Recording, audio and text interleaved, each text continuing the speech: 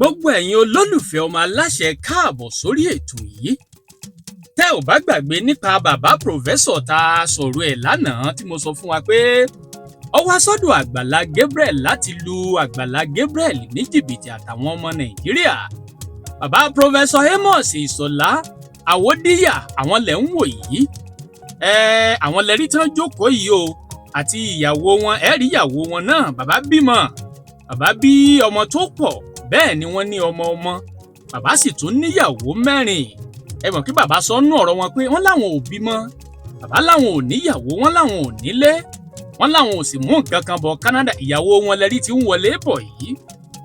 Ìyàwó bàbá òun náà ní kí Agbala Gabriel yìí ẹ̀rí Agbala Gabriel ló dọ̀bálẹ̀ yìí. Tó náà ń kí màmá pé wọ́n káàbọ̀.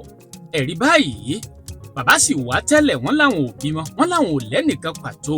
Ẹ̀rí àwọn ìyàwó ọmọ ẹ̀ kan lẹ̀ ń wò yìí, ìyàwó ọmọ bàbá kan òun lẹ̀ ń wò yìí. Ọmọ bàbá lẹ́rí tó wọ aṣọ àǹkárá ẹ̀rí àwọn ọmọ bàbá àwọn náà ni wọ́n ń wọlé lẹ́yọ kọ̀ọ̀kan yìí.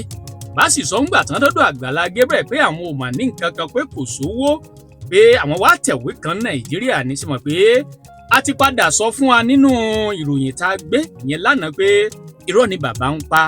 Nípa àwọn ìwádìí kan tá a ṣe la rí pé irọ́ ni bàbá ń pa. Ẹ rí ẹ wojú ìyàwó bàbá bó ṣe gúnrégé. Wọ́n ti sọra wọn nù bíi ọdún díẹ̀ sẹ́yìn. Ó kéré tán bíi 25 years ní bàbá ti sọ ọmọ àtìyàwó nù tí wọn ò sì rí kankan nù wọn rárá. Bàbá sì sọ nú ọ̀rọ̀ wọn pé àwọn regret pé ńgbà tó wà lọ́wọ́ àwọn ò tún àwọn èèyàn wọ̀nyí ṣe. Wọ́n fẹ́ kẹ́ ẹ jẹ́ ká gbọ́ bọ́rọ̀ náà sí lọ. Nínú ọmọ 4 tí ìyá yìí bí fún wọn ọmọ 4 ń bẹ̀rẹ̀ tó jẹ́ Kẹ́hìndé. Bàbá bí ọmọ kan tó jẹ́ àkọ́bí wọn ìyẹn ni Bọ́lá. Lẹ́yìn ìgbà náà bí Ọlámídé àwọn wá bí Táyé Kẹ́hìndé. Ìyẹn ni ọmọ tí ìyàwó yìí èyí tó bí fún ọmọ lẹ̀ ń wò yìí. Lẹ́yìn ìgbà yẹn ni wọ́n bàbá fẹ́yàwó kejì, bàbá fẹ́yàwó kẹta ó sì fẹ́ kẹrin. Torí pé n tó tiẹ̀ fọ́ ní ńbẹ̀ ni pé ọmọ bàbá yìí èèbó pọ̀. Ẹ jẹ́ kọ́kọ́ gbọ́n wọn bá ṣe ń fọ èèbó bó ṣe ń fọ gírámà. Ẹ mọ̀ pé pòfẹ́sọ̀ bàbá yìí lóòótọ́. Ẹ jẹ́ kọ́kọ́ gbé èèbó ẹnu ẹ̀ ká tó wá wọnú ọ̀rọ̀ ọ̀hún lọ. Yẹ ká ṣíà ètò yìí ẹ jẹ́ á délé ó dóko. Kára àwọn iṣẹ́ kan tá a ṣe àti bọ́lọ̀ ń ṣe gbà fún wa torí pé àwọn èèyàn ta wá lólobó láti jẹ́ kí Agbala Gabriel ó mọ̀ pé bàbá yìí ẹ má dáwó fún wọn o nítorí pé rọ́nà wá pa lọ́dọ̀ Agbala Gabriel ẹ jẹ́ á jọ gbọ́rọ̀.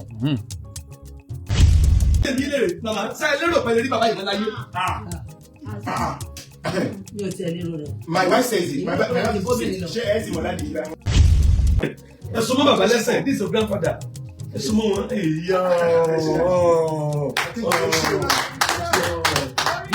Now, Cherry. This church is a reality. I said this church is unique. I've never seen a church like this. Most churches collect money from people, but you give out. No, I was flabbergasted. I was dumbfounded when I got here. I said, what kind of a unique church is this? Said, you don't belong to this Nigeria. You belong to Canada, America. Most people, when they get to your level, they become pompous. They become conceited. They are haughty. They are hoity-toity. They are proud. But you are compassionate, humble, modest. That is the reality. That is your wonderful. I'm sorry to say that. Don't cry, sir. You are wonderful. You get to that level and you are still humble. I saw you on the social media. You posted up on my dad. I want to tell you about in Nigeria. Everything was working on your day. I met a man of God. That is super duper. That is unique. That is phenomenal. That is excellent. Splendid. That is gigantically impressive. Humiliating. Gigantically modest. Impressively humble. That is the stand out. You are unique.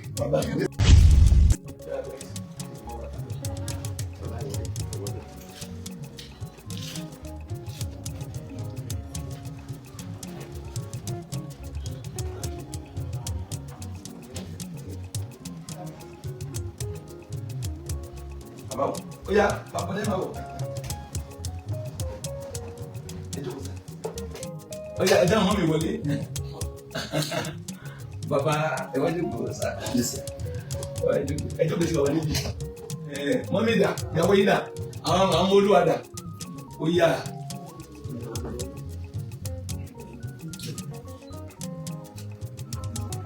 Mama wa. Mama.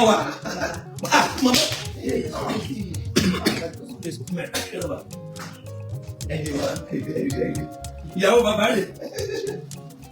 Ẹjọ́ ṣẹlẹ̀ ọjọ́ kò sí wà lẹ́gbẹ̀ẹ́ mi. Ó yá níbo ni ìyàwó bọ̀dá wà? Ẹ máa bọ̀, ẹ wọlé. That's great. Ẹjọ́ kò yọ àjọ sínú ìfẹ́ ni. Ẹ̀yin ọmọ Olúwa, kọ́kọ́, ẹ̀yin ọmọ Olúwa. How are you? God bless you. Ẹ̀yin ọmọ Olúwa, ẹ jẹ́ èèyàn. Ẹ bá ń ká hallelujah. Hallelujah. Àwọn ẹ̀jẹ̀ wọlé bí mẹ́ta mẹ́rin. Ẹ bá ń kí hallelujah. Hallelujah. Bàbá rẹ̀. Ìyàwó bàbá rẹ̀. First wife. Ó fọ́nú ẹ̀bùn. First wife bàbá rẹ̀. First son. No. Fourth child. Yes. The first one is Bola. The second one is Olumide. The third one, we were twins. We are a set of twins. Taiwo and Kendi. Taina. She lives in Lagos. Okay. And first born Baba? Bola. Then the second born Olumide. And the third one, we were a set of twins. And we are still Taiwo and Kendi. I'm the fourth one. Oh. And this is my wife. This is your wife? This is my wife. Mommy ni ìyàwó tí ní ìyá bàbá màmí. Mama kò séwu. Àwọn ọmọ bọ̀dá ni. Actually, my first born is married. That's my second born. Jesus. Second born yín ni. Third. Àwọn ọmọ bàbá ni. My wife gave back to a set of twins, but we lost Kendi. That's Taiwo. Taiwo ni. And that is Ajolayo. Mo ń bọ̀ náà. Emmanuel and Michael. Ejoko sá. Ejoko báyìí. Ẹyọ mo lọ báyìí. Now. A lè ronú síbi kan náà. Yes ma. Okay, kì í ṣẹ́yìn nìkan ìyàwó wọn. Ẹni tó bí méjì, ẹni tó bẹ́yọ̀ kan. Yes ma, mo ń bọ̀ ma. Ẹ ṣé màmá, ẹ pè fún màmá. Now, we look at things from different angles. A máa ń wo ọ̀rọ̀ láti ọ̀nà tó pọ̀. Ṣé mo, we are in the world and everybody is free to say this, glory to God. Gbogbo ẹ̀ náà fún ọ̀pọ̀ náà. Ẹ gbọ́dọ̀ ilé. Ẹ má expect kí gbogbo ayé máa sọ̀rọ̀ yín dáadáa. Ẹ má expect kí gbogbo ayé yìí kán máa sọ̀rọ̀ yín dáadáa. Luke 6:37. Is it 37 or what? Luke 6:37 I forgot to 37 and 27. Bíbélì sọ kí ni kàmẹ́. Bíbélì ní ègbé ni fún yín nígbà tí gbogbo ayé bá ń sọ̀rọ̀ yín ní rere. Ègbé ni fún yín. They check in John 7:12. John 7:12. Yes. Any can check it go. Can check it John 7:12. Yes. It means what me love baba ni check it. Dey check it. Enti mo kà yìí verse 26 in Luke 6:26 ni. No. So baba ni check it John 7:12. John 7:12. Ẹ bá check it. Dey check it man.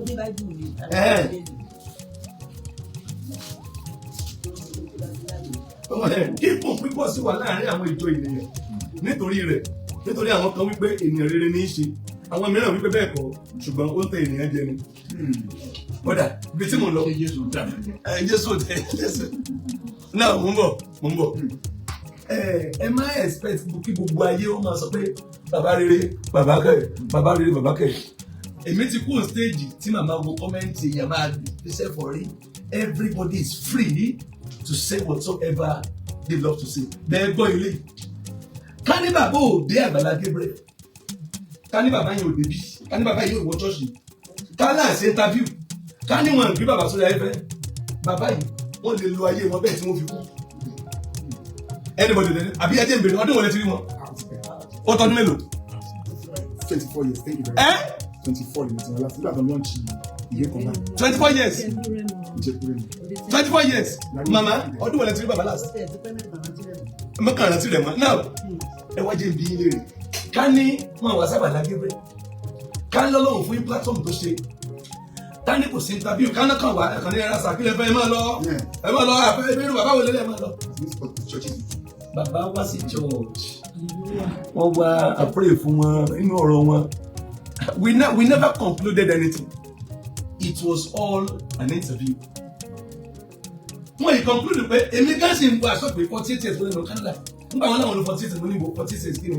inú interview yẹn lánàá àbíjẹta a sì ń béèrè pé ẹ̀yin 48 years láéláé wọ́n ń gba ọ̀rọ̀ lẹ́nu ibẹ̀ tí ṣe rí àlè ronú lọ sọ́nà kan náà wo nítorí ọba máa ń kọ́ fúnra ẹ ló kọ́ fúnra ẹ náà ló dá ẹ̀ka you're free to type whatever you want to type bẹ́ẹ̀ tí táwa ń ṣe ó ń tọ̀ wá lẹ́yìn mo sọ fún ìjẹta mo ní mi ìgbé bàbá wa kàn lè fún wọn ní nǹkan kan o níbẹ̀rẹ̀ láìpẹ́ mo ń sọ mo ní àgbé bàbá wa fún ẹ̀bùn owó o àníkàn wà connected to his family bàbá arúgbó yìí bàbá tó tí wọ́n ti wá ìtumọ̀ and glory be to God ẹ̀wọ̀n tí interview yẹn wo tó mú wa ẹ̀wọ̀ ọmọ wọn ẹ̀wọ̀ màmá tí wọ́n jẹ́ ìyàwó look at this wonderful mama yẹn hallelujah ẹ̀wọ̀ wonderful mama yìí ẹ̀wọ̀ ya alálùbáríkà yìí ẹ̀wọ̀ àwọn ọmọ ẹ̀wọ̀ wọn ẹ̀jẹ̀ bí lèrè àwọn ọmọ yìí wọn ọba mọ̀ rí bàbá yìí tí wọ́n fi jáde láyé àwọn ọmọ yìí ọba mọ̀ rí wọn ẹ̀wọ̀ àwọn ọmọ wọn ẹ̀wọ̀ àwọn ọmọ wọn look at them ẹ̀wọ̀ wọn twins ẹ̀wọ̀ baby don't cry sir.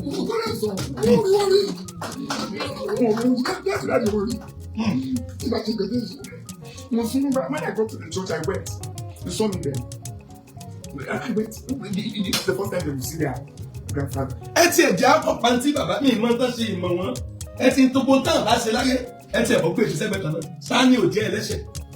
Ta ló mọ́ nínú ẹ̀yin tẹ̀ ń wò yìí? Ta ló pé nínú ẹ̀yin tẹ̀ ń wò yìí? Ta ló mọ́ nínú yín kó nawọ́ sókè? Ta ló wà ní àìsẹ̀ nínú yín?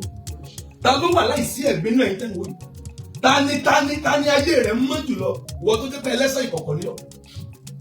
Ìwọ mọ́kò ó ń lẹ̀ mọ́ mọ́làkejì. Ìwọ gan tó yẹ ká lọ bẹ́rí ẹ̀ sóògùn. Nígbà tó yẹ pé ní tó o sí ò ṣe é gbọ́. Ọ̀pọ̀lọpọ̀ sọ tó pọ̀ nípa bàbá. Tẹ́ bá ń wo interview. Bíbélì gan sọ pé ní ká yára láti gbọ́. Ká lọ́ra láti comment. Àwọn èèyàn kan wà ní ayé báyìí. Ó tó pé ilé comment ti lọ. Kí ló ti ẹ̀ kàn mí? Nígbà tí wọ́n bí yẹ ẹ̀dá kó mọ̀ bọ̀ ṣọ́ọ̀ṣì. Àbí nígbà tó forí gbálẹ̀ ní tó lé sí bàbá rí ẹni pé máa bọ̀ ń bí. Máa bọ̀ wájú pílásì ń bí. Ó ní débi tí wọ́n ti gbé ọlọ́dẹ alágbọ̀n. Àwọn sẹ́tà àwọn tó wà nínú ayé ń sìn bọ̀dá ìsọ̀kẹ́ nígbà lẹ́nu wọ́n ní àwọn tí orí wọn babalọ́dẹ sọ babalọ́dẹ ó ní àwọn tí orí wọn ò pé ó ní wọ́n ti pọ̀jù àwọn tó rí wọn pé lọ wọ́n interview èèyàn ìwọ ń sọ̀sọ̀kúsọ lẹ́nu ṣé gbogbo èèyàn náà ń gbowó fún ni gbogbo èèyàn kọ́lé ìmọ̀ gbowó fún wọn gbowó fún wọn ìgbowó fún bàbá àní inú mi ti ẹ̀dùn pé he is now connected he is now reconnected with his family. Bàbá ẹ wò ìyàwó yìí. Bàbá kí ló dé ẹ wo àwọn fámìlì ńlá láti ẹni ẹ wò wọ́n ní professor ni bàbá yìí. Àwọn náà he's not a professor. It's a nickname, but it's a nickname. I teach the English language. I'm known at so many centers, Apex classes, and so many centers like that and all that. Link up so many. So I teach the English language. People have given me the nickname. I corrected the professor. I was interviewed on it on the internet as well. If you type the Punch newspaper, how a critic landed in police cell. So to bring the interview, the Punch conducted in 2014. When I corrected the professor and I was arrested, I was detained for 2 days at LLA police headquarters. So when I left the place, I was interviewed by the Punch. So I teach the English language. I'm known in Ibadan. Some people really call me Professor Kasabubu. That's my nickname. Professor Kasabubu. They call me Professor Kasabubu. So that's it. I've not become actually a professor, but I'm a grammarian. I teach the English language everywhere, and I'm a freelance teacher. All these tutorial centers, they know me. So that's it. It's not actually. Kí lè lè sọ fún bàbá kí ló ṣẹlẹ̀? Torí àwọn èèyàn fẹ́ gbọ́ òtítọ́ àwọn ọmọ nǹkan kan. Bàbá kan wá sí bíbí. Ṣé mo am pray lọ́wọ́ rọ̀lẹ́? Bàbá wọn dẹ̀ ti sọ lọ́sàn tí mo gbọ́ lórí 48 years. Ṣé mo inú prayer? Bàbá ẹlẹ́rìí 48 years. Ibi tí emotional ti wá wà wọ́n láwọn ò tí ì jẹun. Ṣé màá fún ọ lówó làwọn ẹ̀sùn mo rò pé yẹn lọ gan-an. Àwọn yẹn ló kàn. Àdàdì àwọn máa fẹ́ láti ẹ̀fọn àyè ìgbà wọn fẹ́ gbọ́. Ebi ò mi ìmọ̀ wọn kàn wá ṣọ́ọ̀ṣì ni. Ebi ò gbà rúgbọ́ ọkùnrin rí tó ti ètò báyìí.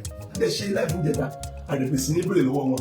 Kọ́mẹ́ntì pọ̀ ẹlòmíì tẹ sẹ́ndì mí sinmi dájú ẹbọn tẹ́lẹ̀ sọ. Wọ́n ní wọ́n ti ṣiṣẹ́ ní kinní kan ní Iléṣà Òṣogbo kinní kan. Wọ́n ṣàṣọ pé wọ́n ti tì wọ́n mọ́ lérí wọ́n ti tì wọ́n mọ́sẹ̀ rí. Ẹ sọ bẹ́ẹ̀ lánàá. Wọ́n ti wọ́n bí lọ́ mọ́sẹ̀ rí. Ẹ jẹ́ ká mọ àwọn èèyàn wà lọ́la yìí. Mo fi Ọlọ́run bẹ̀ wá. Bíbélì ní ká má ṣe dání lẹ́jọ́. Táwọn bá dá wa lẹ́jọ́.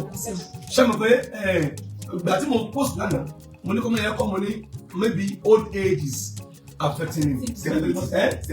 Senility. That's what we call senility. Okay. I think becoming senile when somebody reaches a certain age, that person tends to forget so many things. Okay. Perhaps his problem is I'm not sure, but I think perhaps his problem is senility, becoming senile. So that's why perhaps he said that he did not have any wife because he has so many children and grandchildren. So others have been informed. One is in Mali. My twin sister lives in Lagos. She has a sister. She's okay. She sent me here. She has been calling me. She has wonderful families at Ilesha. She was born in he was born in 1944. My mom was born in 1945. So he will be 81 years old this year. My mom will be 80. So he has worked in so many places. He was a special assistant to this Tunde Iyawo. He's a globetrotter. He travels abroad really. He goes abroad. He's connected. He was connected before. So I wouldn't doubt whether he lived in Canada, but I wouldn't believe that it was 48 years. I wouldn't doubt whether he traveled abroad, but I doubt whether it was 48 years. I spoke about a disorder the other time, senility, becoming senile, forgetting things because of old age. So anybody can suffer from that. Thank God this problem is not amnesia. That's what we call amnesia, you know. So so I knew a little. There was a time he had an educational institution at Felele. He was friends with this former governor. Before when this democratic dispensation came on board, the first governor of Oyo State, he was friends with him before. So he has traveled abroad, but I'm not sure that he spent 48 years. So but that he has no wife. That's maybe senility. I wouldn't believe he's lying. He has no children. No, he has so many children. My mom is the first wife. He has wife. He has wife, and not one. Not one. My mom is the first wife. My mom gave birth to 4. Brother, my auntie Bola, Odolumide, Taiwo, and Ken 4. Then mommy Bumi, 1. Bumi is late now. Bumi is dead. He has just had that now. Then mommy Shun gave birth to, that's the 4th wife, gave birth to 2 children, Shun and Bayo. Another one. My mom should understand better than I do. So one fair auto man Actually, Mary. When he went to prison, it wasn't because he stole anything. Sir? When he went to prison, it wasn't because he stole anything. I'm sorry, he's not dishonest. But because he criticized one person and he couldn't get evidence, so he was charged with libel, no slander. He criticized somebody.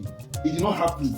Okay. So he went to prison because of that. So Taiwo and my twin sister and I, we visited him when he was sentenced at Ilesha prison. We wept. The way I wept today, he has always made me weep. He has always made me weep. So I was weeping. My dad saw me. So he has always made me weep. I went today again. When my time and I went to I think he spent 2 or 3 years there. So he left, he saw him again. Then somebody later told us that, Daddy, we see your dad. He goes with Irene. So then there was that he was interviewed along the IG. Who was the IG then? Inspector General. I bought a copy of the newspaper. So he spoke about Nigeria. He's an intellectual. He's an educator. He's not mad. But I don't doubt whether he's suffering from senility. I don't doubt that. But he's an icon. He's an iconoclast. He's an educator. He's a Brobignagian iconoclast. He's a gigantic erudite person. He's a gigantically erudite person. Well learned. So you can't doubt his erudition. When it's erudition, Brobignagian erudition or gigantic erudition, this man is well learned. So maybe senility and poverty. But because when somebody is poor, somebody may be saying rubbish again. Pastor Yadibe said, and I quote, poverty is a curse. Pastor Ferdinand said, and I quote, poverty is no longer a disease, it is a disaster. So it could, Dr. Delo Montunde said, so many things. So maybe poverty and senility can make somebody say, I don't have a wife. Maybe, mental disorder. So he's not mad, but these are the grandchildren, and we still have all that. My father has produced children too, Odolumide in Mali, and Sibola were children. So he has children and grandchildren. So now, Baba Niyawo, he didn't say Baba de Bima. Baba ṣe ti gbàgbé nígbà tẹ́ ń sọ ni.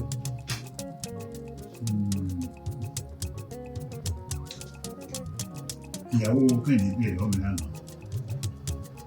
Ó ní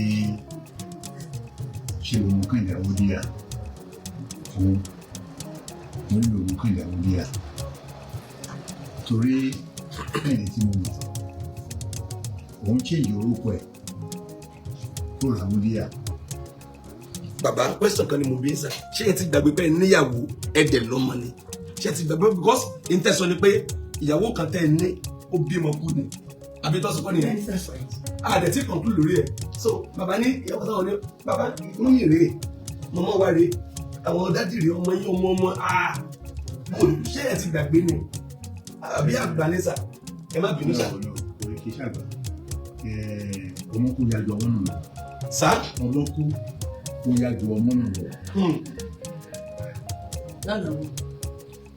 Owó Yorùbá ni. Máa mi picture dájú wà ní ẹ má jẹ́ ká máa sọ ẹ dá tó ti dájú.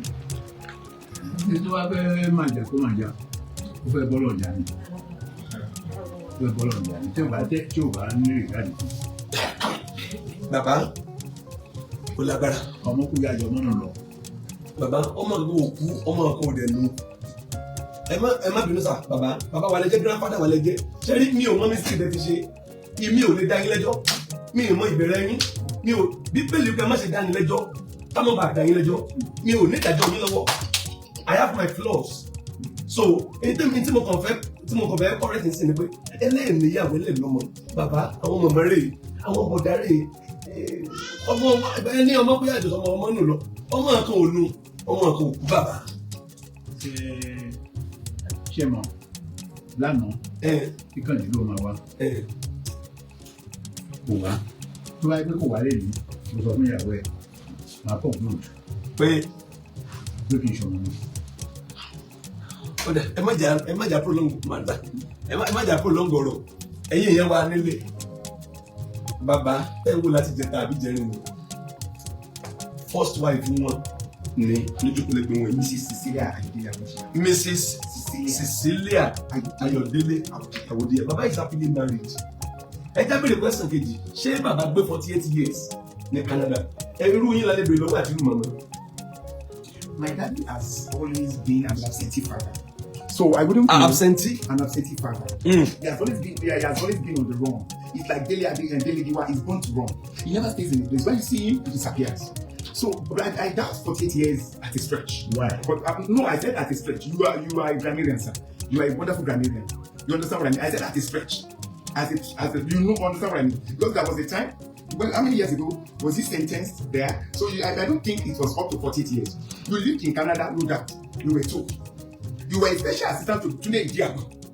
Somebody told me, I wanted to commit suicide. Only that is just special assistant. Not sort of that yellow radio. Do you understand? And because of work with that yellow, that yellow, because so you went to Canada. You traveled abroad. You are a professor, the first professor of so. You are a brain.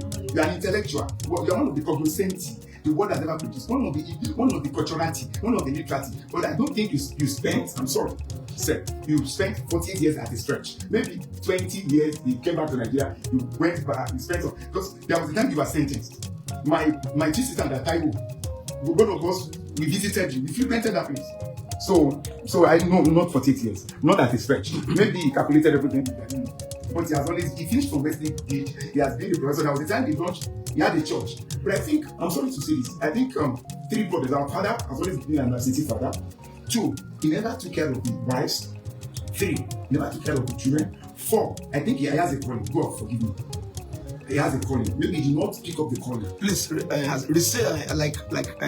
again. I'm trying to dissect his problems. I'm sorry, sir. Yes, sir. I said his problem. Now, to me, I've dissected his problems. To the one, he has always been an absentee father. Maybe that is. I'm talking about his problems. Number 2, he never took care of the wives. 3, he never took care of the children. Maybe he has a calling.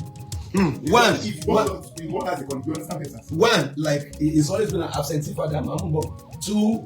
He never took care of the children. He never took care of the wives. 3, he never took care of the children. 4, we might have calling. Ìjẹ́ mọ̀ bí bàbá sọ lánàá, bàbá jẹ́wọ́, bàbá ní káwọn ọmọ parọ́. Nígbà òde àfáwọn àwọn ọ̀nà tí ẹni mọ̀. Ṣé àwọn bẹ́ẹ̀? Àwọn ìyàwó lánàá, ẹ̀yin wọlé wọn bẹ́ẹ̀ lánàá. Àjẹta ni, bàbá ní káwọn ọmọ parọ́ pé káwọn ọmọ parọ́ ń gbà àwọn lówó lọ́wọ́, bàbá láwọn ò retí anybody. Wọ́n sọ ní lánàá. Ṣé rí ìtẹ́yìn bá gbé ìlàyé yóò ga màmá ẹ̀fẹ́ sọ̀rọ̀? Àmì bàbá. Orí ní gbogbo ìjọba ó ti pẹ́ mi káàkiri ní ayé tó jọ mẹ́ta bẹ̀tẹ̀ Agbala Gabriel olùgbégbó ìdàgbọ́n Ọlọ́run ti ṣe ẹ̀sìn pàṣẹ. Torí ọwọ́ àwọn fi mú bàbá kẹlọ ti kúdà lù àti pé orúkọ Awódìyà jẹ́ yọkọ̀ mi Gabriel ṣá òpin méjì ẹ̀mí ọ̀ṣọ́díyà Bàríyà Awódìyà wọ́n ẹ̀yọ kan náà ti ń pè lọ́tọ̀ lóṣù fún mi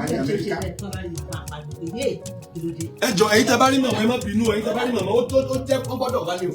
ó pọn dandan láti ní kí n wá ní ọdún kan Awódìyà kan dágbàgbà ní àti pẹ̀lú kẹlẹ́dọ̀ kí ló dé kí ló fẹ́ fà kí ló fẹ́ ṣe wàhálà kí ló dé ọtí sàn àti bínú pé ìwọ lọ́mọ ìjọba jẹjẹ ìdí ìtura gba àwòrán ìyàwó kí ṣe kó tó dà rárá nǹkan tó ń ṣe ló ti bà mí lọ́kàn jẹ́ ó bà gbogbo ènìyàn lọ́kàn jẹ́ wọ́n ti tẹ̀sí ní pé mi ọwọ́ fóònù mi pé nọ́mbà àmọ́mọ́ ẹ̀ pé ẹgbẹ́ kan tètè lọ yọjú sí bàbá Gabriel tó ṣàlàyé sí wọn kí bàbá ṣe bẹ́ẹ̀ ẹni bí níbi níràn ní àwòdìyà orúkọ tí ó pè méjì kí ló dé bí pé èèyàn fa fámìlì jẹ nìkan ọlọ́ọ̀ ní bá gbogbo adé èèyàn fámìlì àjọ àfọwọ́ náà níbí nínú ọba bèbè àpò ìkọjọ ọkọ mọ́bìnrin pé ìyàwó sọ pé ọmọ ẹ̀yin fámìlì àwòdìyà wọ́n gbọ́dọ̀ màmá gbọ́dọ̀ wá ní o ṣe mọ ọ̀rọ̀ tán bí ọ̀rọ̀ kí ni nǹkan òye mi ẹ bá ń ṣe àdúrà lọ́jọ́ wo ni ìjẹ́rin àkàngbàdúrà ń ta àwọn ajẹ́jẹ́ bá ṣe máa ń ṣe ìrọ̀lẹ́ àtàárọ̀ ṣe mọ wọ́n kàn capture time yẹn bàbá ló kàn lọ jẹ́ wọ́n kàn capture it. It was not a tó bá gbé conclusion ni màá dìdì wá ta ni pé bàbá nílò ìrànlọ́wọ́ ó dè ló ẹ máa fún lọ́wọ́ no come on gbogbo wọn ló lọ síbi kan náà bàbá tí n tí mọ bó ṣe jẹ́ that was why tí mo fi repeat lánàá pé mi ì tí ì gbọ́n wá fún ẹ̀pù ẹ kọ́kọ́ já tiẹ̀ mọ́ tó ṣẹlẹ̀ náà wẹ́ bẹ́ẹ̀ wípé bẹ́ẹ̀ wọ́n gbọ̀n nítorí mi yóò kọ́ nígbà jẹ́ pé ìwà àtìrán rẹ fọwọ́ náà lẹ́fi jẹ́ yẹn níta wà ń ṣe tọ̀ wá lẹ́yìn ó rí mi ni bàbá ìwọ chọ́ọ̀chì bàbá ìwọ chọ́ọ̀chì bàbá ìwọ sọ̀rọ̀ wọn ní your ministry kí ni àtọ́bàtà ó lẹ́sìn. This church is a reality. I said this church is unique. I've never seen a church like this. Most churches collect money from people, but you give out. No, I was flabbergasted. I was dumbfounded when I got here. I said, what kind of a unique church is this? Said, you don't belong to this Nigeria. You belong to Canada, America. Say, So when I don't belong here. Most people, when they get to your level, they become pompous. They become conceited. They are haughty. They are hoity-toity. They are proud. But you are contagiously humble. Modest, that is reality. That you are wonderful. I'm sorry to say that. No men are just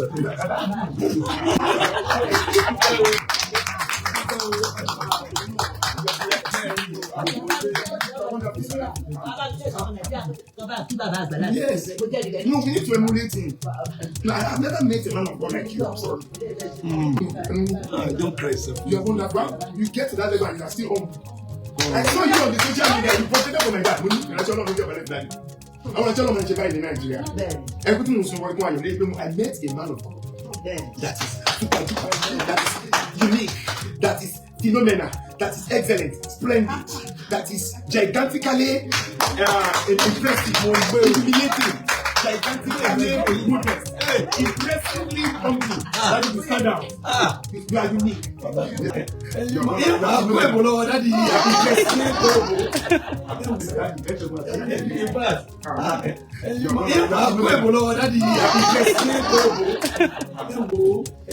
One, Sherry.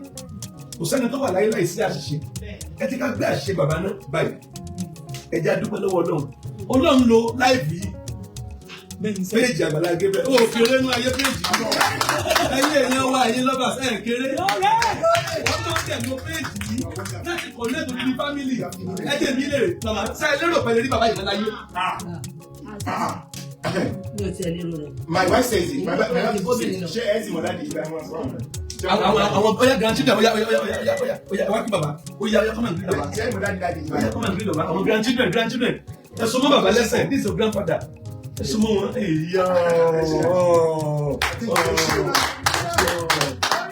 now ṣẹ́rí bàbá ti sọ fúnra wọn point kan fẹ́ ká mọ́rẹ̀ point yẹn ni kí gbogbo yẹn máa kọ́mẹ́ǹtì sí ẹgbọ́n mi o point kan fẹ́ ká kọ́mẹ́ǹtì bàbá fúnra wọn sọ ń jẹta bàbá ní pastor wọ́n ní káwọn mọ́ parọ́ wọ́n nígbà tí nǹkan wà ẹ lọ gbọ́ fídíò yẹn níjẹta bàbá sọ bàbá ní àwọn o pé nígbà tó dà fáwọn àwọn ò rántí anybody wọ́n láwọn ò rántí family wọ́n sọ anybody bẹ́ẹ̀ ni wọ́n sọ wọ́n láwọn ò rántí anybody wọ́n láwọn fly wọ́n láwọn orí ìyẹn wá ní kẹ́ẹ̀ ti kẹ́kọ̀ọ́ orí ìyẹn ní kẹ́ẹ̀ ti comment ẹ dẹ̀ má dà wọ́n lẹ́jọ́ ẹ kàn bá wọn bèrè ìdarí jẹ́sẹ̀ Jésù ní èwo ni ò dẹ́ṣẹ̀ rí nínú yín ó yá kó mú òkú wá èwo ló pẹ́ nínú yín ẹ bá bí àwọn táwọn ìlérí ẹ bá gbà wọ́n 2 million ìlérí ask them èwo ni ẹsẹ̀ lẹ́sẹ̀ èwo ni òkòwò jẹ rí nù èwo ló pẹ́ ta ni aṣọ rẹ̀ mọ́ Bíbélì wípé tí n bá ní sàmì ẹsẹ̀ ta ni ó dúró ẹbí wọ́n lè rí ní ẹ̀yìn tẹ́ dúró ta ni ó dúró nínú gbogbo àwọn táwọn bí Ọlọ́run bá ní kò ń ṣe àmì ẹsẹ̀ ta ni ó dúró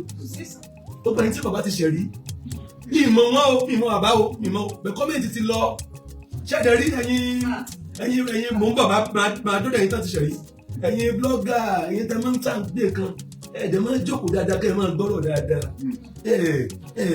ọjọ́ abanijẹ́ rẹ bá dẹ́kun àti ìbanijẹ́ ọjọ́ tí ó bẹ̀rẹ̀ sí ní ta ọjọ́ tí abanijẹ́ rẹ bá dẹ́kun ó ń ṣe báyìí ò mọ ó bímọ ó ní ọmọ ó ń ṣe báyìí ó ń dùn mọ́ ó cash out kó lè rówó YouTube káwọn yẹn lè wù ẹ́ múra sí èmi náà kí ọ múra sí kó o mọ̀ tí ìwọ sóò kan ni ó ti gbé tiẹ̀ ó ti ru sáré ro tiẹ̀ ó sáré jẹ pọ̀ wáyé kí ló ṣe ọ́ fara ìbalẹ̀ sówó ló lé ni ṣé fẹ́ẹ̀mù ló lé owó yóò tán fẹ́ẹ̀mù yóò tán ipò á tán ìbàbárẹ̀ pẹ̀lú education wọn ọjọ́ ogbó ló ti dé ọjọ́ ogbó ti senior bàbá báyìí bí bàbá ṣe kọ̀wé tó ń ṣe tó wọn lè ṣe bí ìtàtijọ́ mọ́ ọjọ́ ogbó ti wọ́n ń bù wọ́n báyìí èmi fẹ́ bá bàbá bẹ̀bẹ̀ kan mi ò béèrè owó fún wọn o bẹ́ẹ̀ àwọn kan pè mí dẹ́dẹ̀ wọn fẹ́ support wọn ìyẹn ọ̀tọ̀ mo fẹ́ bàbá bẹ̀bẹ̀ mo ráwọn comment bàbá ti ṣe àwọn kan bọ̀dá ilé mọ́mọ́ ń pa ẹ̀ nínú comment àwọn because ọ̀dọ́ wa ní gbogbo ẹ̀ wọlé sí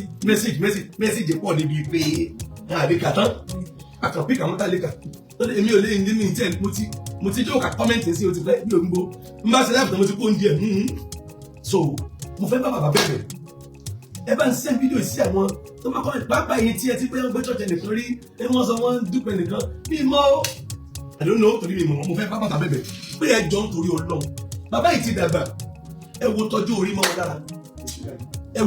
mọ́ wọn lára bọ̀dá ẹ jáde ọ̀dọ̀bálẹ̀ mo fọ́ lọ́ọ̀bẹ̀ yẹn lọ́mọ wọn màmá ẹ̀yìn ẹ jókòó irọ́ ẹ jáde bá wọn bí àwọn èèyàn èmi ò dáwọ́ díyà amúsàn ní sọ́ọ̀nì ìlú wa mọ̀dákẹ́ mo tó kí ọmọ Ọ̀ṣun ní Iléṣà ọmọ Ọ̀ṣun lèmi náà bẹ̀rẹ̀ mọ̀dákẹ́ ni wa bẹ̀rẹ̀ Iléṣà lẹ́yìn afẹ́ bá bàbá bí àwọn tí wọ́n ti ṣe bẹ́ẹ̀ lẹ́nu bàbá ìlọ station ní ìsìn bàbá ìlọ station mo fẹ́ fọlọ́ bẹ̀rẹ̀ kò sí àwíjàre ní tí bàbá yìí ò bá ṣe nǹkan bá àti ìṣe ẹnìkan ni wọ́n ṣe kíní kan wọ́n gbé kíní kan lọ́bìkan mo fẹ́ bẹ̀ ẹ jọ ẹ má bínú ẹ dákun ẹ jọ ẹ̀yin tí bàbá bá ti ṣẹ̀ ẹ̀yin tí bàbá yìí bá ṣẹ̀ mo ti ara wọn sin Ọlọ́run mo ti ara bàbá yìí sin Ọlọ́run bí ìmọ̀ tó ti ṣe o bí ìmọ̀ wọn rí o bí ìmọ̀ lẹ́wọ̀n ìmọ̀ ọ̀nà wọn pẹ̀lú tó ń ṣẹlẹ̀ mo bá bàbá yìí bẹ̀bẹ̀ torí àwọn ọmọ tí wọ́n bí ẹ wo ọmọ máa ń ká tí òbí bá ṣe o ọmọ máa ń ká o káwọn ọmọ ilé rógo lò ẹ wọ àwọn ògo ọmọ yìí tíṣà ni ọmọ ni tíṣà ni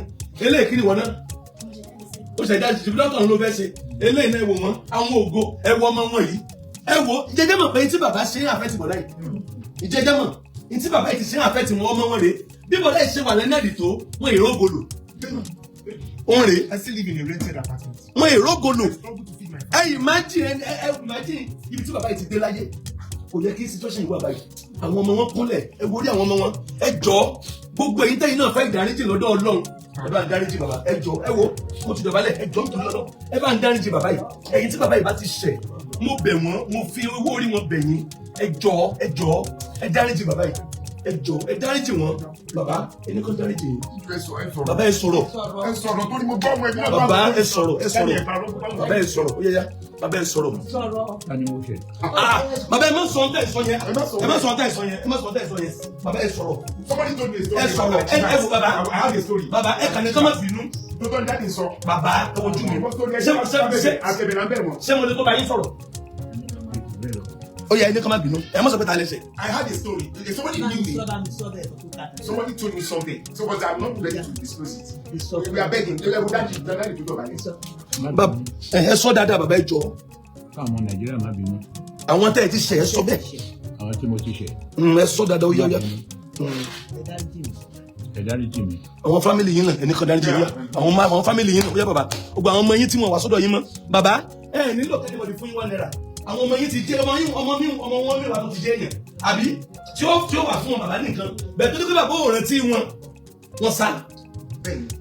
bàbá gbogbo àwọn ọmọ yín ẹni kan mọ̀ bínú káwọn á gbé yín báyìí ọjọ́ alẹ́ lẹ́wọ̀ ó yá bàbá ń yá. ẹ má bínú wà ní ọmọ ẹ dáríjì mi. bàbá ẹ sọ̀rọ̀ dáadáa bàbá ẹ sọ̀rọ̀ dáadáa. àti mú gbogbo rẹ sọ. bàbá ẹ sọ̀rọ̀ dáadáa ẹ sọ̀rọ̀ dáadáa bàbá káwọn èèyàn dájì àtàwọn ọmọ yín Yes. You know people so you offended us, you disappointed us, you deserted us, you abandoned us. When we needed you most, we were not there. During our formative years, we did not know anything like fatherly care, blah, blah, blah. I should have been a lawyer. Today, I'm just a grammarian. People talk about me. Oh, you understand English. Some people call me professor. A friend of mine sent that video to me from America. The video you said. A friend of mine, he calls me professor. He respects me. Each time he comes home, people call me professor. Just as all these stress centers, say Kasabubu. That's my nickname. So I corrected the professor. I spent 2 days in the cell. With my level of grammaticality in Nigeria, I'm not supposed to be. I live in a rented apartment. I struggle to feed my family. If you had been there for me, I would have been a lawyer today. And I would have been better off. Everybody would have. Look at my kid sister. She would have been a nurse. Look at my other brother. Because of that, I changed my name. My mother advised me. I later came back to. I changed my name. If you Google search there, the Punch newspaper, how a critic landed the police cell. It will bring the interview. That was when I changed my name. Kendi Olalemi. But my mother talked to me, and I came back to the name. I invited to the name. I'm now Kendi Awodiya. I had to change my name because my father was not there for me. He deserted me. He abandoned me. So I changed my name, but I've come back to my name. I mean, not even only you. Yes. So you disappointed us. My brother is not happy. But with this video. Àwọn ọmọdé yìí pọ̀ káàkiri àti mọ́ra wa tó. Àmọ́ra wa tó nà ìjọ ti kú sìn. Àmọ́ra wa tó nà. Wọ́n ti lẹ́nu tó bímọ sí ìdìkan so Bùnmi ti kú nà. Bùnmi die there 3 years. I will resemble you. I look like you. You all these whatever. My grammaticality is from the blog. Easy the man call me. My grammaticality easy the man call me. I just want people. I want to create that small me. Best classes, link up tutors, edgy consults. I taught you before. Can you just imagine? I've produced. What power is it? You are. Thank you. Gasabugo. Why could I get lecturer? Yes. What power? When it comes to English, what teacher did you like? Professors fear me. Professors, one of my lecturers said, that boy is a threat. I got the brain from you. Chepe Araban, go inside the brain. Everything. Thank you. You cheese. My cerebral contemporary. You are most welcome.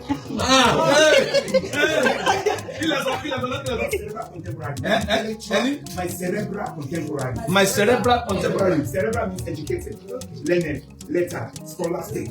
But contemporary means made, colleague. So, all of the education consult, the best practices, link up to my cerebral contemporary.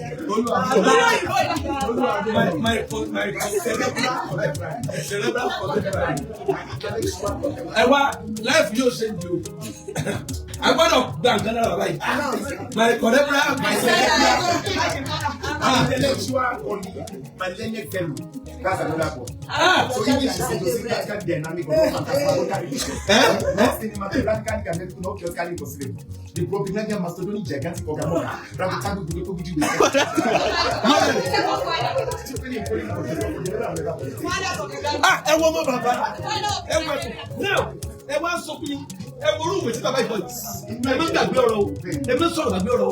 Bàbá kọ ìwé yẹn ga tó báyìí. Àwọn èèyàn pè mí sáà dábù. Dabu is a prolific writer. Ìwé dẹ́kọ̀ ẹnìkan ní nonsense ló wà bẹ̀ tí n bá gbọ́ ọmú. Náà kí ló pé. That person is suffering from propaganda and pneumonia. Ẹn tó ń sọ pé nonsense lẹ́kọ̀. He's suffering from propaganda and pneumonia. Bọ́dá ìgbẹ́ ẹ mọ́ káyọ̀ bí o náà. Èmi ò lè bẹ̀rẹ̀ bọ́ta o. Ẹ mọ̀ dákẹ́ ni.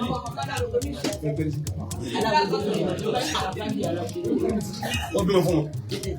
Ọmọ mi. Ìyá mama ẹ ṣe gan. Inú mi dùn. Akizua, Obama Highway Raised Local Government. We raised our local government, so not Obama Monarchist. And you never registered? Yes. He's one of the think tank in Nigeria. He's one of the think tank in Nigeria. It's all the think tank. A think tank, a group of people that discusses the problem of the society and they dissect and provide solutions. So he's one of the think tank. No, he's an intellectual. He's a cerebral colossus. An intellectual giant. That's a cerebral colossus. They don't carry me go where I don't know. Mo be lost like ẹjọ lẹ́yìn ìdáríjì lẹ́yìn pé family baba ti kọ ṣẹrí yòókù wọn lọ yanjú ẹ náà ní family lẹ́yìn pé mo ti gbọ́ wọn wá báyìí wọn ti bẹ̀ máa tún lé kọsọ pé káwọn ìmọ̀bìnrin lẹ́ẹ̀kan sí lẹ́yìn ọ̀rọ̀ ti dọ̀rọ̀ family ó ti kúrò mídíà ẹ̀yin tí bàbá ṣẹ̀ ẹ̀ má bínú mo bẹ̀yìn lẹ́ẹ̀kan ẹjọ́ má bínú ìmọ̀ bẹ̀t mo fi Jésù bẹ̀yìn bóyá Muslim lẹ́yìn mo fi ànábì wa Muhammad sallallahu alaihi wasallam ọláwẹ̀ tọ́ṣẹ̀ parí mo bẹ̀yìn lọ́wọ́ Christian ní mo fi Jésù Kristi ọmọ kan ṣoṣo tí Ọlọ́run bí tó kú fún ẹ̀ṣẹ̀ aráyé mo bẹ̀yìn tọ́ pé ìkẹta lè máa ń ṣe ní ìmọ̀ ń gbà ìṣòro so mo bẹ̀yìn so now lẹ́yìn ìdáríjì tọ́rọ̀ tí wọ́n dọ̀rọ̀ family ní ìmọ̀ nǹkan tó pọ̀ wà nílẹ̀ fún bàbá yìí ìwọ ọmọ nǹkan tó pọ̀ nílẹ̀ wà fún wọn mo ń rò ṣé bàbá ní ok ta ló ní social media ní family. No, I'm just on WhatsApp and phone. ṣe bóyá pé ṣí Facebook tí bàbá fún mi lọ connect because àwọn èèyàn fẹ́ máa ṣe fọ́lọ́ kí lẹ rò ṣẹ́rẹ́ ìtẹ́fẹ́ fẹ́ sọ̀rọ̀ ẹ má padà sẹ́yìn ní tó ti lọ jẹ́ kó lọ kí lẹ fẹ́ kí bàbá ṣe bàbá ti reunite pẹ̀lú family wọn in fact mo rí ìsìn wọn lénìí wọ́n máa fẹ́ wọ́n lọlé tó máa pẹ́ padà wá ṣọ́ọ̀ṣì pé mo fẹ́ lọ wo màmí ṣọ́ọ̀ṣì mo fẹ́ lọ wo pásítọ̀ tó rà àwọn sọ lẹ́nu wọ́n ní Àgbàlá ni màá kú sí Àgbàlá ni màá ṣe ní bàbá ẹ jẹ́ family yẹn bàbá ẹ ní o màmá ẹ ti ẹ̀kọ́ lórí ayọ̀ lé náà ẹ ti ẹ̀kọ́ àbí bàbá ẹ dìde náà ìyẹn jẹ́ number 1 family rẹ̀ ẹ dìde náà so mo fẹ́ gba kọ́ọ̀ báyìí kọ́ọ̀ mẹ́wàá.